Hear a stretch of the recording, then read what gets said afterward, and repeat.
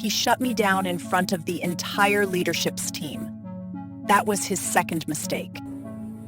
Their calls came fast, but the damage was already exponential. But their panic came late. The collapse had already started. This is what happened next.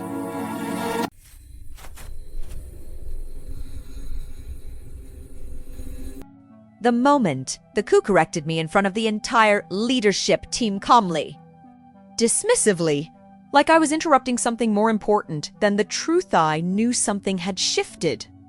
Your interpretation is outdated, Ava. We're moving faster now. Laughter in the room. Not loud just enough to sting. He leaned back in his chair, fingertips pressed together like someone posing as a visionary. Everyone watched him. No one looked at me. And then he said the line that would haunt the next 72 hours. We don't need compliance slowing us down during Christmas week.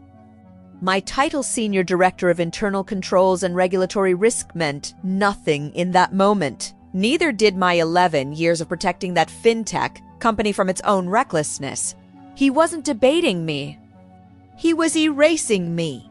And when he pushed the deployment forward anyway, ignoring my warning about the missing audit trail, I felt the ground shift beneath the entire system. He didn't know it yet, but that single decision would break everything. My name is Ava Marlowe, Senior Director of Internal Controls and Regulatory Risk at Apex River Financial Technologies, a New York City fintech that moves billions in consumer payments daily. My job is simple in theory, brutal in practice. Ensure CFPB compliance, maintain FDIC reporting standards, preserve audit trails for federal examiners, manage risk exposure across payment channels, prevent operational shortcuts that trigger enforcement action, who sees danger before anyone else does. The one who identifies the 5-line flaw that could trigger a Consumer Financial Protection Bureau inquiry, or the missing internal control the Office of the Controller of the Currency would demand answers for. And because the work is quiet, methodical, invisible, leadership often forgets that their entire business model depends on it.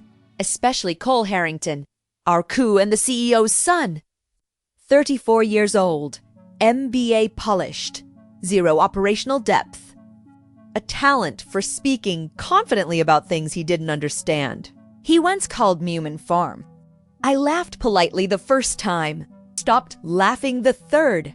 The meeting had been scheduled to approve a third-party integration, a real-time reconciliation engine that would automatically match consumer payment ledgers across internal systems. A powerful tool, fast, ambitious, potentially catastrophic, because it bypassed a core internal control, segregation of duties. If implemented as Cole wanted, the integration would write, validate, and reconcile its own data, no human oversight, no secondary review, no audit trail that would satisfy FinCEN or the Federal Reserve. Explained all of this.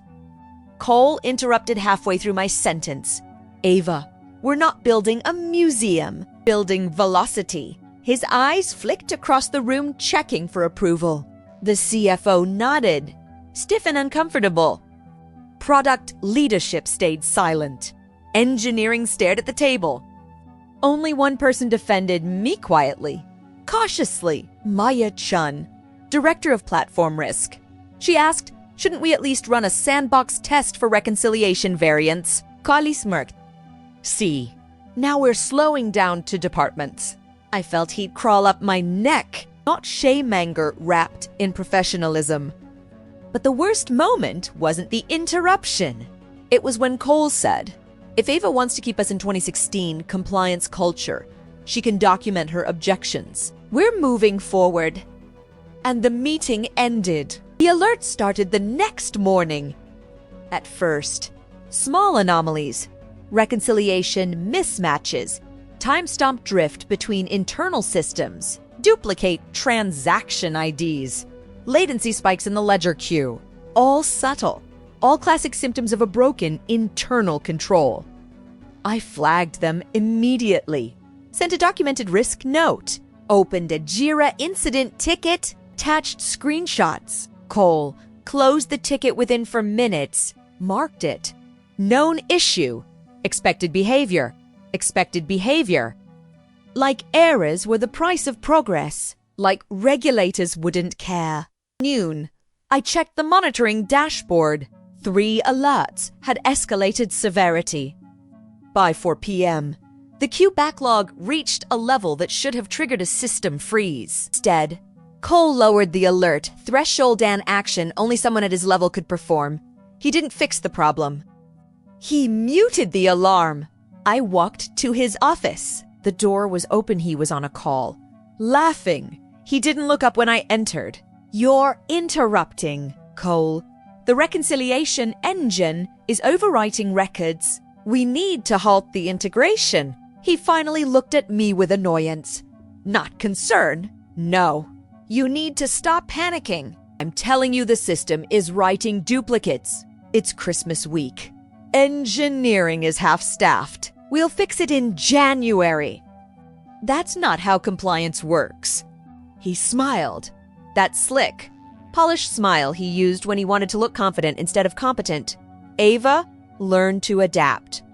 Or be left behind. By the time I reached home that night, my daughter was decorating a small tree we kept by the window. She looked up with hope on her face. You're home early. I forced a smile, just for tonight. Her joy hit me like a soft punch. I hated lying to her. The next morning, the CEO called me to his office. His expression was unreadable. Cole feels undermined, he said, closing the door behind me. You challenged him publicly. I challenged a flawed deployment? He exhaled, through his nose the way someone does when they've already chosen a side. The board is watching him closely. We need stability. I need you to apologize. My pulse stilled. Apologize for identifying a risk that could expose us to regulatory scrutiny. For the tone, he said, for making it personal. I stared at him. You're asking me to apologize to your son. I'm asking you, he corrected, to be a team player. The message beneath the message. Protect him. Not the system. Not the truth. Him. I won't apologize for doing my job, I said. His expression cooled a few degrees. Ava, think carefully. I have. I walked out before he could respond. I submitted my resignation via the HR portal and emailed the CEO directly, both time-stamped for record. He didn't even try to stop me. I expected guilt, or fear, or maybe relief. But what I felt was clarity. For the first time in years, the weight of the company wasn't on my shoulders. Still, as I packed my things, I watched the engineers moving nervously through the hallways, whispering to each other, refreshing dashboards every few seconds. Something was unraveling. A junior analyst approached me quietly. Is it true you're leaving? Yes. She bit her lip. We don't know how the reconciliation thresholds work. Cole said you were overreacting. I felt a knot pulled tight in my chest. You need to monitor the queue closely. Eyes softly and dog-ring. She nodded, eyes wide. I walked out of the building with a box under my arm. Snow beginning to fall. Holiday lights flickering softly across the plaza. The world looked warmer than I felt, but the part they didn't understand, the part they would learn too late, was that compliance isn't a department. It's the only thing standing between order and collapse. If you've ever walked away from a place that refused to see your value, you know this feeling. The weight lifting. The clarity arriving. Have you ever been told to apologize for being right? Yes or no, tell me in the comments. I've been gone less than 6 hours when the first message arrived. A text from Maya-chan. Are you seeing the dashboard? The ledger queue is exploding. I wasn't. My access had already been removed. I typed back. What's the variance level? She replied instantly. Beyond max threshold. Duplicate records everywhere. Settlement batches won't reconcile. My stomach tightened. without proper reconciliation. Any fintech this size becomes a regulatory landmine. Consumer balance is inaccurate, payment routing mismatched, reporting integrity compromised, systemic risk exposure skyrocketing, and worse if the duplicates reached consumer-facing ledgers. It could trigger a CFPB red flag, the kind that leads to immediate inquiry.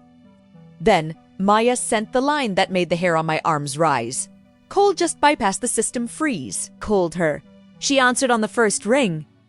He overrode the freeze. I asked. Yes. He told engineering it's just noise. But Ava, the system is rewriting its own data. My pulse quickened. That integration was never supposed to modify source of truth tables. I know. She whispered. Where's the CTO? Vacation. Out until January. Of course. A perfect storm of understaffed holiday personnel, an arrogant executive, a fragile integration. No one left who understood the internal controls. I forced myself to breathe. Maya. Log every override Cole performs, every threshold change, every freeze bypass. I already started. Gid. I ended the call.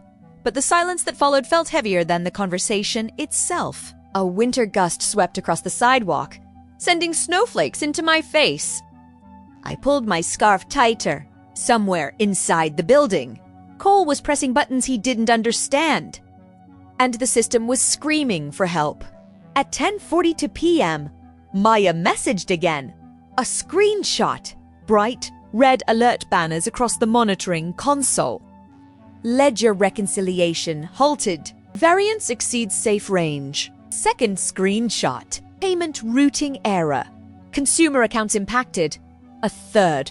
OCC automated alert response triggered. That one made me exhale sharply. The office of the controller of the currency doesn't send friendly nudges. They send warnings with teeth. 5 seconds later, she called. Ava, it's bad. How bad? Mismatch between internal balances and what we reported to partner banks. My chest tightened. In the millions. Higher. A cold weight settled in my stomach.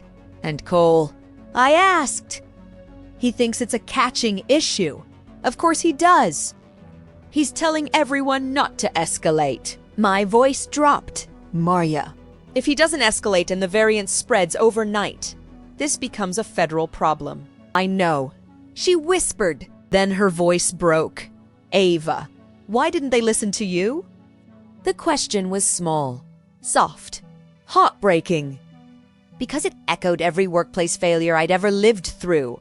Because listening to me meant admitting they didn't understand their own system. I couldn't go back inside. I wasn't an employee anymore. Legally, I had no authority. But I couldn't walk away either. I stood across the street, watching the floors light up one by one as teams were pulled out of bed and rushed back into the office. A crisis unfolding in real time. Engineers walked fast through the glass lobby, faces pale. Laptops clutched tight against their sides. The kind of walk you only see when data integrity collapses. My phone buzzed again. Maya. He forced the rollback. She said my breath hitched. Without an integrity check. Yes. And Ava. The rollback copied corrupted data across the entire ledger. I closed my eyes. That was it. The keystone snap. The moment when a contained problem becomes a systemic collapse. How many systems affected? I asked. All of them. Even the consumer settlement engine. Yes. And the partner bank interface. Ava. Everything. The wind cut across my face. Sharp and freezing. Somewhere behind me, a street vendor was selling roasted chestnuts to a couple laughing under a shared umbrella. Christmas warmth on one side. Regulatory catastrophe on the other. Eva. Maya whispered. What do we do? I took a slow breath. There's nothing we can do.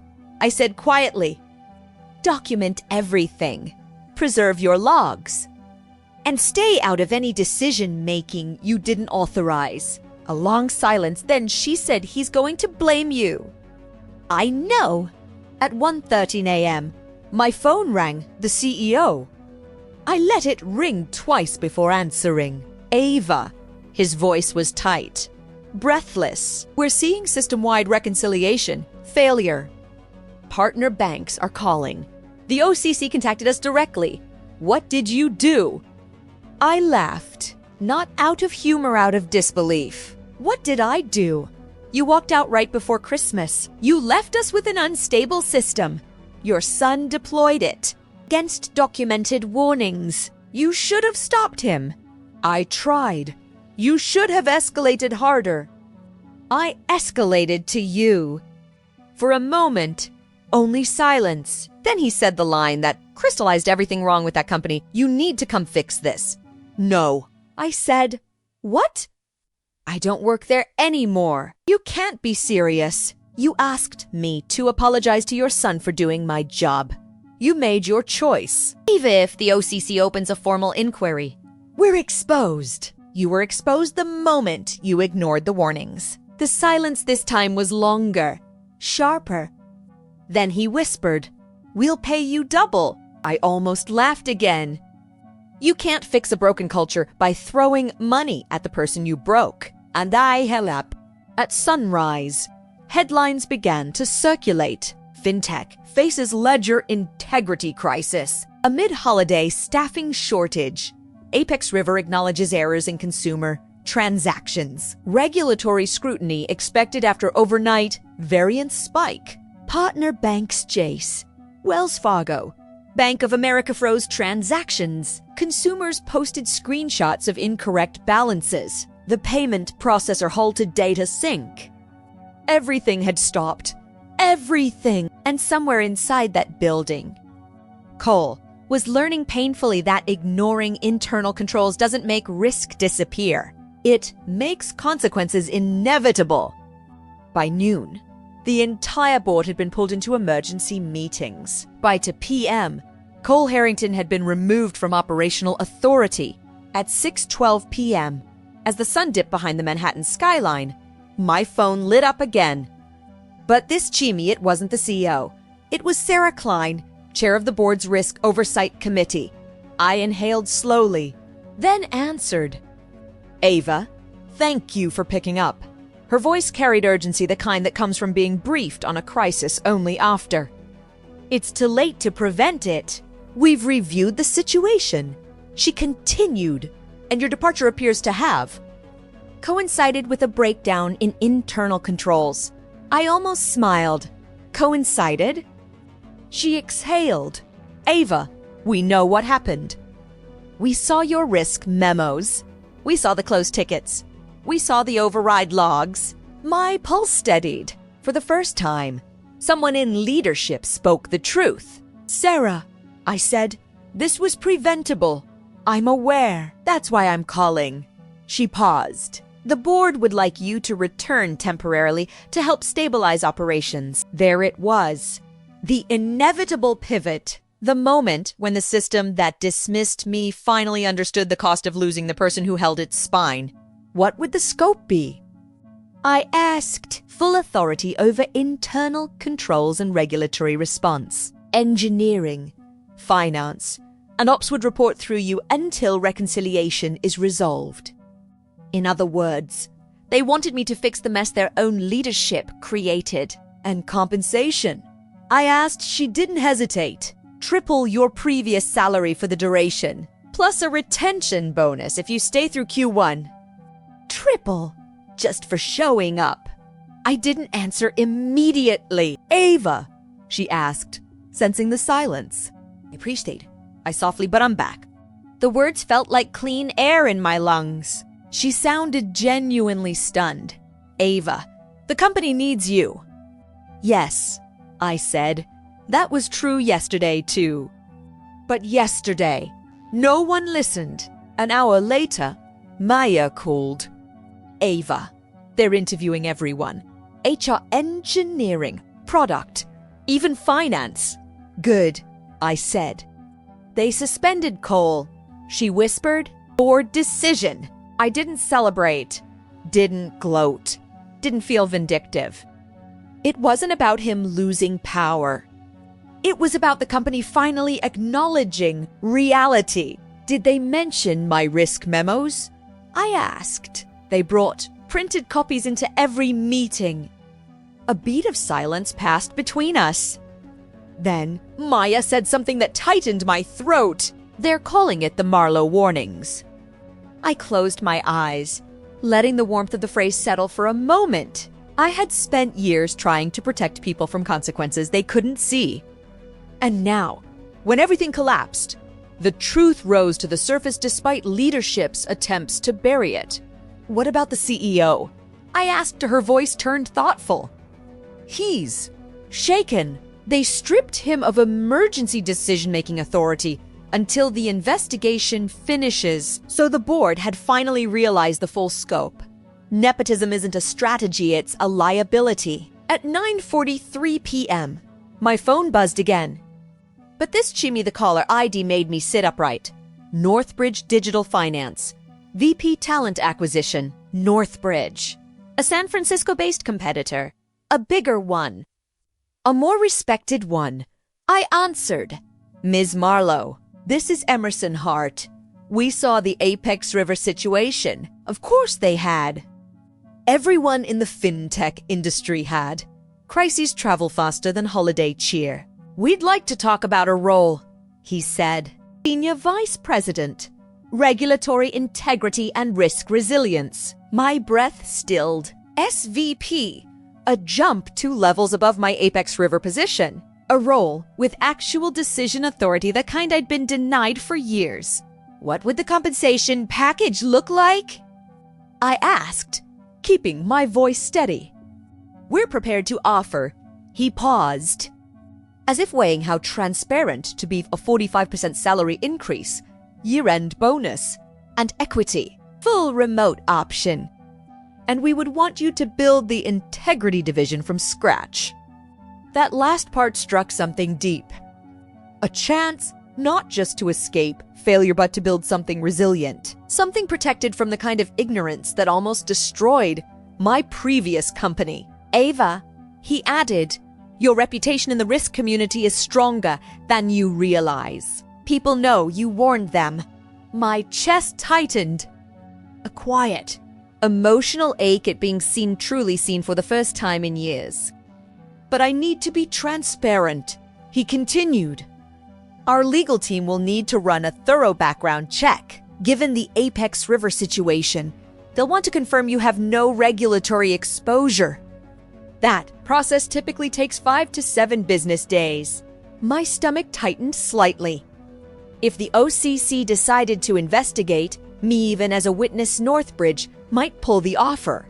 I understand, I said carefully. We don't anticipate any issues, Emerson said quickly. But I wanted you to know the timeline, appreciate the transparency. I replied when the call ended.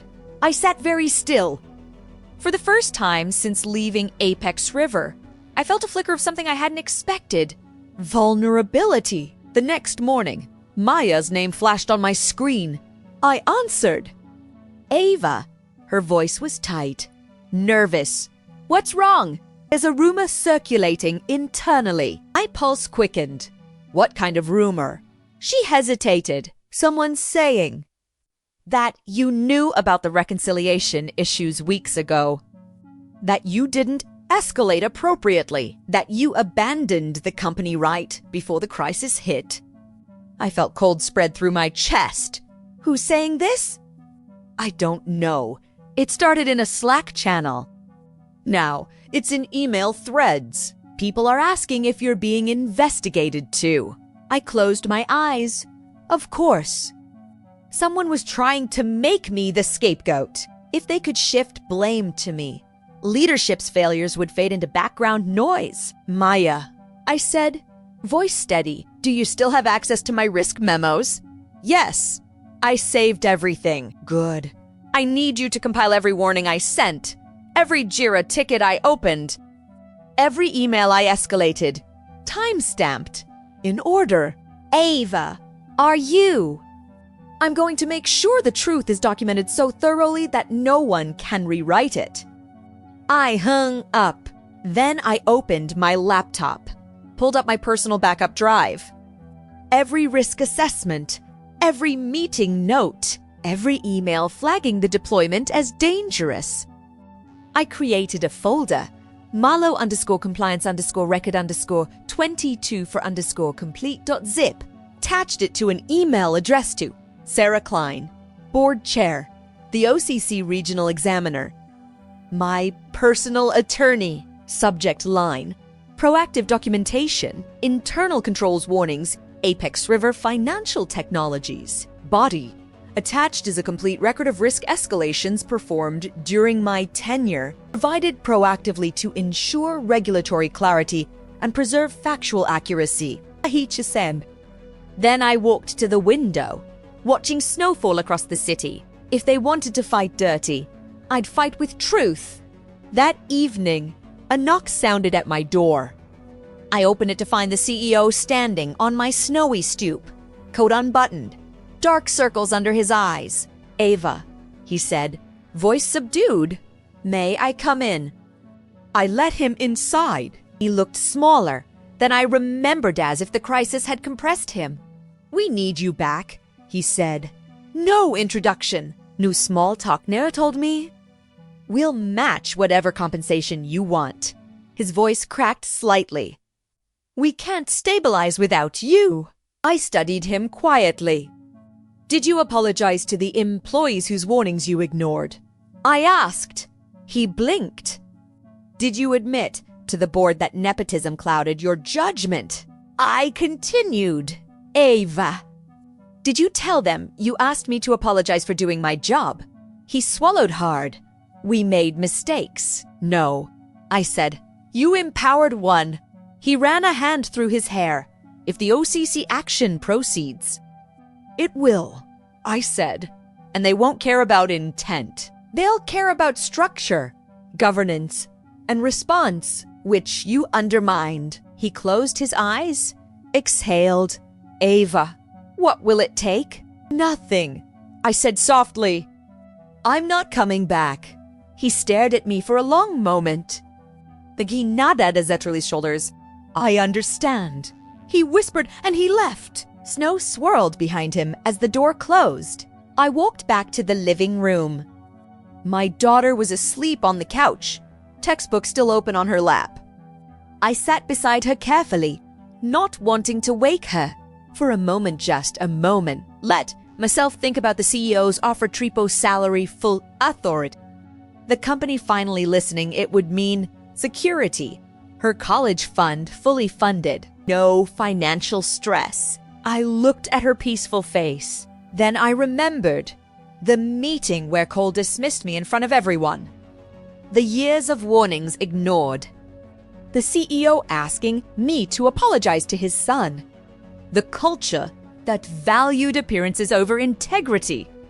And I knew with absolute certainty that no amount of money could repair what they'd broken. Not the system. Me. I gently moved her textbook aside, covered her with a blanket, and stood up. The choice was already made. By midday, news outlets confirmed what the risk community already suspected. Apex River could removed pending investigation into systemic control failures. Internal documents show warnings ignored before ledger collapse. Sources cite executive overreach and governance breakdown. Cole's photo appeared under every headline, a young executive whose confidence dissolved the moment reality demanded competence. Maya texted Ava. The rumor died. Your documentation reached the board. They released a statement crediting you as architect of recovery. The sabotage backfired completely. I stared at the message, feeling something heavy inside me shift. Validation doesn't always look like victory. Sometimes it looks like silence being broken system by system, decision by decision, truth by truth. To 17 p.m., an email arrived from Northbridge. Ava, background check complete. As expected, zero regulatory exposure. In fact, Our legal team noted your proactive documentation as evidence of exemplary compliance practice. We'd like to move forward immediately. Interview scheduled for Friday, 10 a.m. We're eager to build this with you. Emerson Hart, I reread the message 3 times. Not out of disbelief, out of gratitude. For the first time in years, someone saw my work not as obstruction but as protection. I typed a short reply.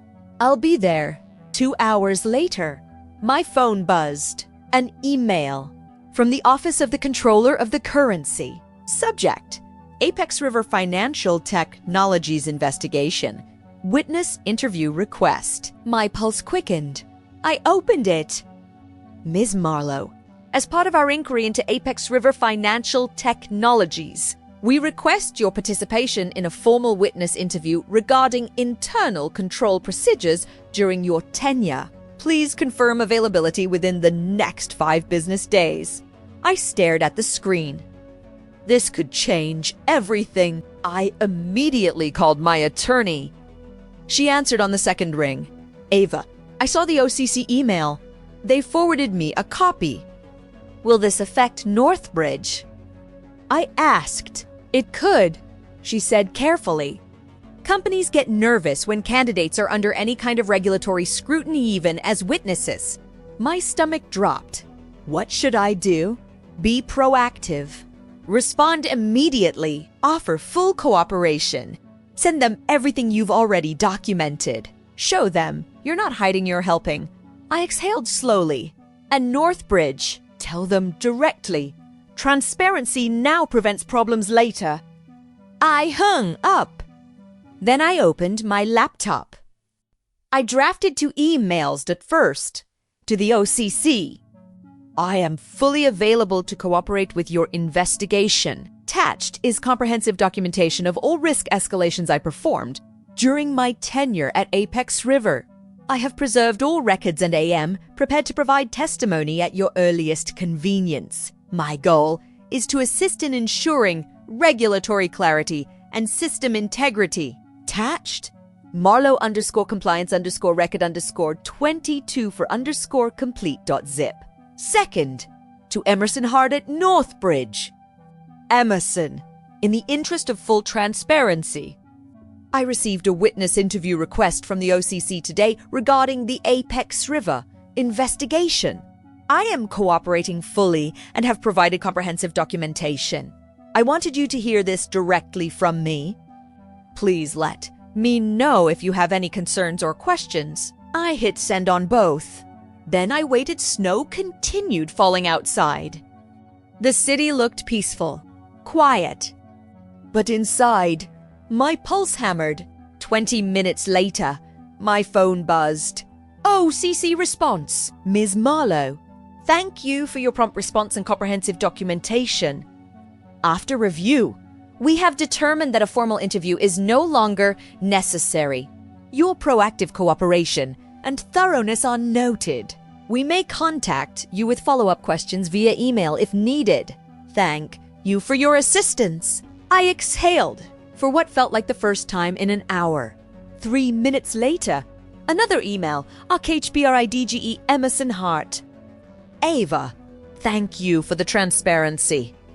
Our legal team reviewed the OCC correspondence. Your proactive documentation and immediate cooperation actually reinforce our confidence in you. This is exactly the kind of integrity we're looking to build our division around. Interview still on for Friday. Looking forward to it. I closed my eyes. Let the relief wash over me. For the first time in days, I felt the knot in my chest loosen. At 10:14 p.m., Maya messaged. Board meeting just adjourned. Cole officially removed. CEO censured. Governance overhaul approved. They're rewriting the entire risk hierarchy using your framework. They're calling it the Marlowe Protocol. I read it twice. Not out of disbelief, out of gratitude. Not for the fall of those who ignored me, but for the stability finally being built around the truth I had carried alone. I typed back, good. The company deserves better. She replied with a single line. You taught us what better looks like. My throat tightened. Recognition doesn't always come from the people who sign your paychecks. Sometimes it comes from the people whose jobs were protected by your warnings even, when no one listened. Friday arrived with sharp, winter sun cutting across Manhattan's skyline. I logged into the meeting 10 minutes early habit. Not anxiety. 3 faces appeared on screen. Erson Huazisishon, Dr. Lila Serrano Tifres, Martin Walsh, Senior Regulatory Counsel. Their smiles were warm, professional, focused. Good morning, Ava, Lila said. We've all reviewed your risk assessments and internal documentation. Your clarity under pressure is rare. No defensiveness, no questioning my credentials, no undermining, just respect. We want you, Martin added. To build something this industry desperately lacks, a regulatory integrity division with actual authority, not symbolic oversight. Then Emerson leaned forward slightly. And we want you to lead it. For a moment, my throat tightened. I'd spent years making myself smaller, more palatable to avoid threatening people who feared accountability. Now, someone wanted me to take up space. How? Space. Structural space. What questions do you have for us? Emerson asked. I asked about governance alignment, reporting structure, autonomy, budget authority, escalation pathways to the board, regulator engagement protocols. With every answer, I felt the shape of my future sharpening.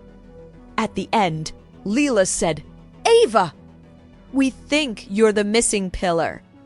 What apex river broke? We want to build correctly from the start. It wasn't flattery. It was recognition. The formal offer arrived that afternoon. SVP, Regulatory Integrity and Risk Resilience, 45% salary increase, annual performance bonus, equity package, full remote flexibility, authority to hire her own team, direct reporting line to the CRO and board risk me no conditions. No political games, just a company that understood the value of competence. I accepted. And for the first time in 11 years, my career trajectory widened instead of narrowing. Just as evening settled, a message from Maya arrived. Ava, your departure changed everything here. I wish it hadn't taken a collapse for them to see you. But they see you now. Thank you for teaching us what real integrity looks like. I typed back, take care of yourself. And take care of the system. It's worth more than they realize. She replied, we will. Your framework is our foundation. Now. That night, I stood by the window, watching snow fall across the city fine, quiet, patient. The collapse hadn't broken me. It had revealed me.